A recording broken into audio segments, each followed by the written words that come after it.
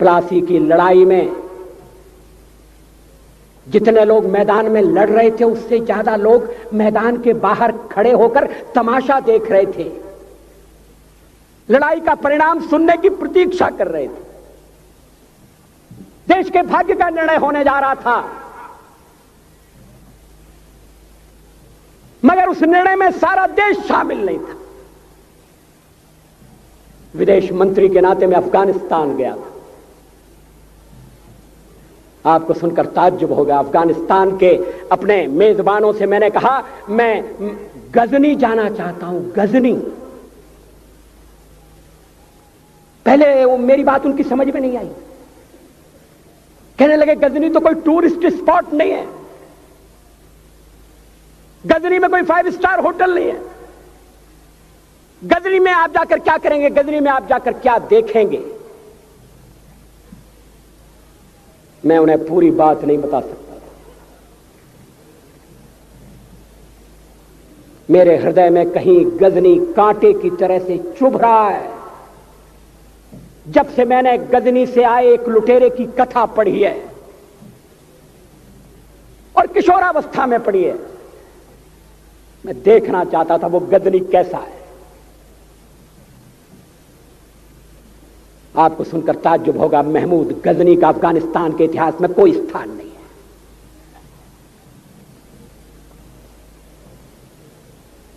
गजनी छोटी सी जगह है, छोटा सा गांव है। कल्पना करिए सैकड़ों साल पहले वहां धूल उड़ती थी, झोंपड़ियां थी, मगर एक लुटेरा लुटेरों को इकट्ठा करता हुआ सोने की चिड़िया को लूटने के लिए चला आया। आपस की फूट से जो राजा है वो लड़ेगा, जो क्षत्रिय है वो लड़ेगा। हमने समाज के बहुत बड़े वर्ग को लड़ने के अधिकार से वंचित कर दिया। हमने उन्हें हथियार नहीं उठाने दिए। मार्शल नॉन मार्शल के आधार पर हमने समाज को बांट दिया। वो लुटेरा सोमनाथ के मंदिर तक चला गया। पुजारी देखते रहे। मंदिर की पूजा भक्तों को करना पड़ती है। मंदिर तो एक प्रेरणा का केंद्र है। मैं देशपांडे जी की तरह से नास्तिक नहीं हूं, मगर उनकी नास्तिकता में भी जो आस्तिकता है मैं उसका आदर करता हूं, उसका सम्मान करता हूं। वो जिस आत्मविश्वास से नास्तिक होने की बात कहते हैं,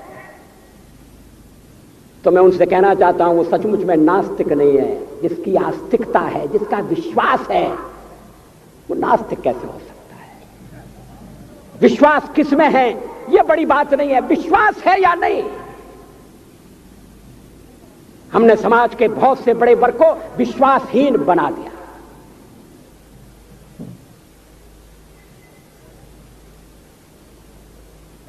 लोगों ने हथियार नहीं उठाए, वेद पढ़ने के दरवाजे बंद कर दिए। इसलिए हम पादाक्रांत हुए। अफगानिस्तान में मैंने एक बात और देखी। मुझे जिस होटल में ठहराया गया उसका नाम था कनिष्क। अफगानिस्तान एक मुस्लिम देश है। मुझे बड़ा ताज्जुब हुआ। मैंने कहा कनिष्क यहां कहां से आया? तो मेरे साथ अफगानिस्तान के विदेश मंत्री थे। मैंने कहा कनिष्क आपका कौन लगता है? कनिष्क से आपका क्या संबंध है? कहने लगे कनिष्क हमारा पूर्वज है, कनिष्क हमारा पुरखा है। He was one of our forefathers। मैंने कहा तब तो हमारे आपके पुरखे एक हैं। अफगानिस्तान के लोगों ने उपासना पद्धति बदली है, संस्कृति नहीं बदली। आज के भारत के परिवेश में यह सुनने के बाद थोड़ा विचित्र लगता है। हमारे यहां तो धर्मांतरण के साथ राष्ट्रांतरण होता है, ऐसा दृश्य दिखाई देता है। पड़ोसी देशों में ऐसा नहीं हुआ। अभी राम जन्मभूमि का मामला चल रहा है। एक विदेशी आए, कहने लगे ये राम जन्मभूमि का क्या झगड़ा है? हमने कहा इस पर विवाद हो रहा है कि श्री राम कहां पैदा हुए थे, और जहां पैदा हुए थे वो स्थान उनके मंदिर के लिए प्रयुक्त किया जाए या न किया जाए। वो इंडोनेशिया से आई थी, वो मुसलमान है। कहने लगे हम तो समझते थे कि राम के लिए सारे भारत में आदर होगा, सम्मान होगा। हमने कहा ये आपने कैसे समझा? कहने लगे आप तो इंडोनेशिया आ चुके हैं, इंडोनेशिया में बहुत से लोगों ने इस्लाम स्वीकार कर लिया, मगर श्री राम को विस्मृत नहीं किया, श्री राम को भुलाया नहीं।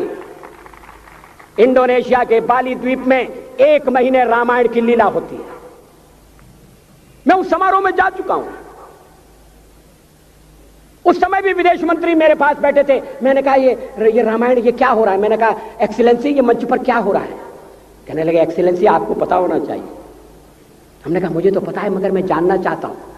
कहने लगे ये रामायण है, ये राम है, ये लक्ष्मण है, ये सीता है। हमने कहा इनसे आपका क्या संबंध है? आप तो मुसलमान हैं। कहने लगे हमारा संबंध बहुत पुराना है, हमारा तब का संबंध है जब हम मुसलमान नहीं हुए थे। थाईलैंड की राजधानी अयोध्या कही जाती है। थाईलैंड के राजा को आज भी राम कहा जाता है।